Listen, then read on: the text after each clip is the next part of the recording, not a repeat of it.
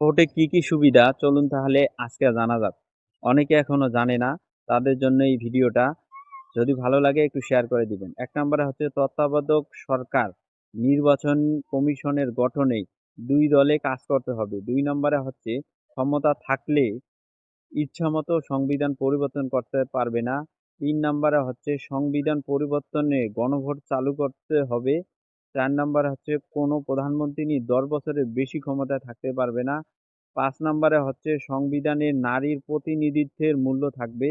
৬ নম্বরে হচ্ছে ক্ষমতার ভারসাম্যত্ব রক্ষায় পার্লামেন্টে উচ্চ কক্ষ গঠন করতে হবে। ৭ নম্বরে হচ্ছে দেশে বিচার ব্যবস্থার স্বাধীন থাকবে। ৮ নম্বরে হচ্ছে মৌলিক অধিকার বদ্ধে করতে পারবে না, যেমন ইন্টারনেট। ৯ নম্বরে হচ্ছে অপরাধীকে রাষ্ট্রপতি ইচ্ছা করলে ক্ষমা করতে পারবে না। ১০ নম্বরে হচ্ছে রাষ্ট্রপতি ও প্রধানমন্ত্রীর মধ্যে ভারসাম্য থাকবে। ১০ নম্বরে হচ্ছে বাংলা সহ অন্যান্য জাতিগোষ্ঠীর বাংলা ভাষার সংবিধানের স্বীকৃতি থাকবে। এগুলাই। আর যেগুলা সনদ আছে আর না ভোট যদি দেন এগুলা কিছুই থাকবে না, আগের মতোই থাকবে।